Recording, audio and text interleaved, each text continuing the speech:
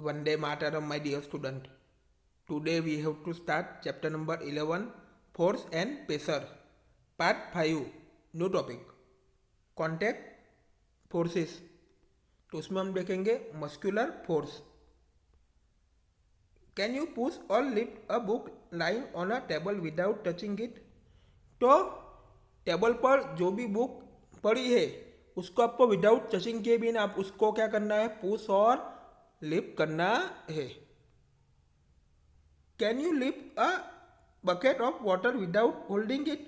तो बकेट में जो वाटर है उसको होल्डिंग किए बिना क्या करना है, आपको लिफ्ट करना है। Generally to apply the force on an object. तो जनरली क्या होता है, कोई भी ऑब्जेक्ट हो उसके ऊपर क्या होता है, फोर्स अप्लाइड होता है। Your body has to be in contact with the object. तो आपका जो बॉडी जो होता है वो ऑब्जेक्ट के कॉन्टेक्ट में होता है। द कॉन्टेक्ट में also be with the help of a stick और a piece of rope.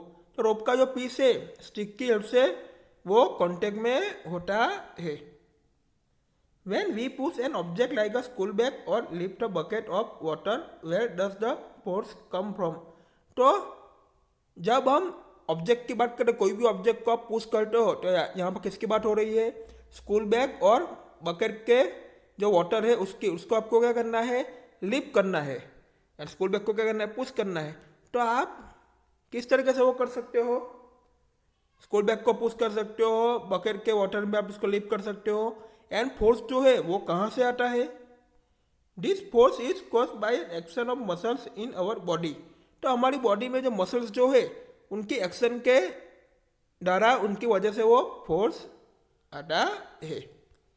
The force resulting due to the action of muscles is known as the muscular force.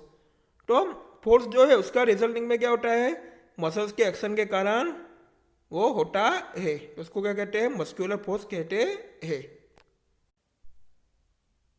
It is the muscular force that enables us to perform all activities involving movement और bending of our body।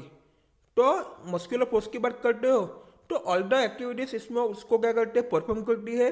तो हमारी body का bending और movement जो है वो भी उसमें इन्वॉल्विंग होते ही है। In class 7, you have learned that in the process of digestion, the food gets pushed through the alimentary canal।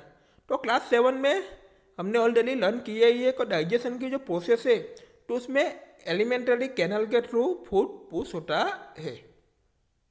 Include it be a muscular force that does it। You also know that lungs expand and contract while we inhale and exhale air during breathing। तो जब हम breathing के during क्या करते हैं, सांस लेते हैं, सांस छोड़ते हैं, उसका जो कॉन्ट्रैक्ट जो होता है तो उससे क्या होता है, लंग्स एक्सपांड होता है। Where are this muscular located which make breathing possible. कि जहाँ मस्कुलर लोकेटेड होता है तो उससे वो ब्रीथिंग पॉसिबल है। Can you list a few more examples of the force excited by the muscles in our body. तो आपको फ्यू मोर एग्जाम्पल देना है। तो हमारी बॉडी में मसल्स के द्वारा जो फोर्स एक्सिट जो होता है उसके मोर एग्जाम्पल आपको देना है। Animals also make use of muscular force to carry out their physical activity and other task. तो एनिमल्स जो भी है वो मस्कुलर फोर्स का यूज करके क्या करते हैं, जो भी फिजिकल एक्टिविटी अदर टास्क है उसको क्या करते हैं, कैरी आउट करते हैं। तो मस्कुलर फोर्स का ही वो यूज करते हैं।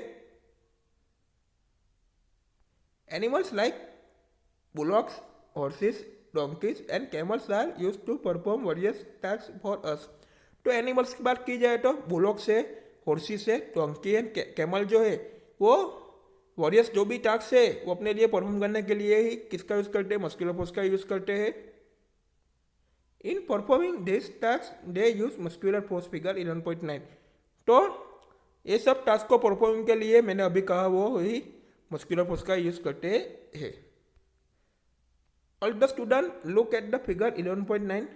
Muscular force of animal is use to carry out many difficult task. तो एनिमल जो है मस्कुलर फोर्स का यूज करके मैनी डिफिकल्ट टास्क को कैरी आउट करते हैं। और आप इस पिक्चर में देख सकते हो। ओके, मस्कुलर फोर्स का यूज करके डिफिकल्ट टास्क को क्या करते हैं, कैरी आउट करते हैं। Since muscular force can be applied only when it is in a contact with an object it is also called a contact force. तो muscular force इस पे ही अप्लाइड होता है, वो कोई भी ऑब्जेक्ट हो उसके कॉन्टैक्ट में वो होना चाहिए, तो मस्कुलर फोर्स अप्लाइड होता है, तो उसको क्या कहते हैं, कॉन्टैक्ट फोर्स भी कहते हैं। Are there other types of contact forces, contact forces के अदर टाइप होते हैं, लेट अस फाइंड आउट, तो वो हमको फाइंड आउट करना है। तो इसमें हम आगे देखेंगे फ्रिक्शन।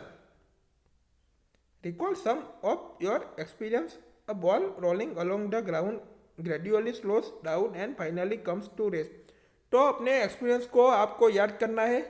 तो ग्राउंड के साथ जो बॉल रोलिंग कर रहा है वो क्या कर रहा है, gradually slow down and finally वो कैसा हो जाता है, स्लो हो जाता है, उसके बाद क्या हो जाता है, फाइनली वो रेस्ट हो जाता है। When we stop pedalling a bicycle it gradually slow down and finally comes to a stop. तो बाइसिकल को पेंडलिंग को स्टॉप कर देते हो तो वो क्या हो जाता है, ग्रेजुअली स्लो डाउन हो जाता है और फाइनली वो कैसा हो जाता है, स्टॉप हो जाता है। अ कार और a scooter also comes to rest once it engine is switch off. तो कार और स्कूटर के इंजन को स्विच ऑफ कर देते हो तो वो भी क्या हो जाता है, रेस्ट की पोजीशन में ही हो जाता है, वो भी रेस्ट भी हो जाता है ना।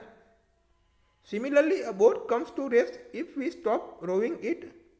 तो वैसे ही अब सिमिलरली बोट जो है उसमें क्या, रोविंग करना स्टॉप कर दो तो वो भी ऑटोमेटिक बोट क्या हो जाएगी, रेस्ट ही हो जाएगी, रेस्ट पोजीशन में आ जाएगी। Can you add some more such experience. तो आपको अपने जो मोर एक्सपीरियंस है वो उसमें ऐड करने हैं। In all this situation no force appears to be acting on the objects at their speed gradually decreases and they come to rest after some time.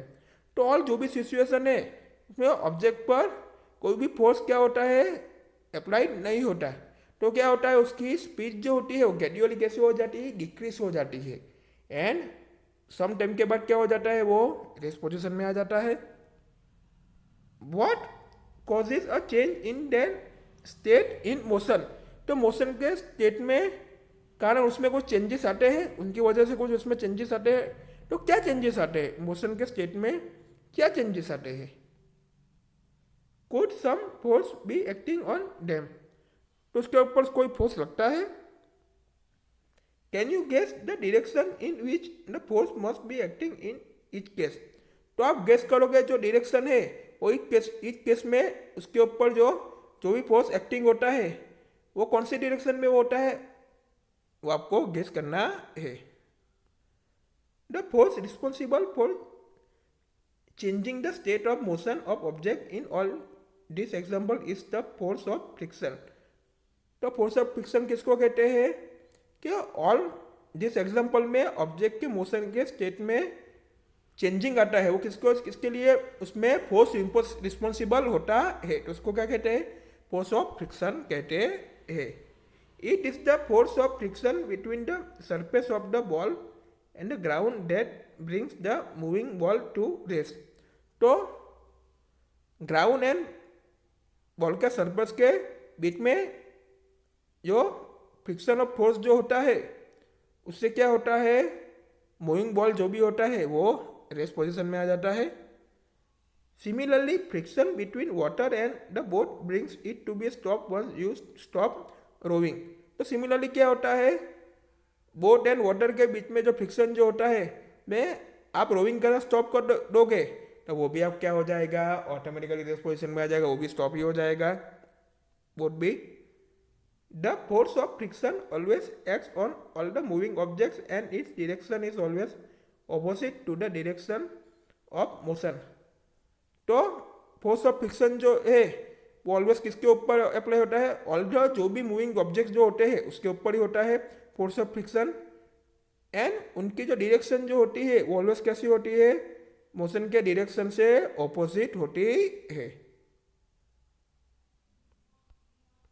Since the force of friction arises due to contact between surfaces it is also an example of contact force. तो force of friction के होता है surface के बीच में contact की वजह से जो फोर्स ऑफ फ्रिक्शन जो होता है वो अराइज से हो जाता है।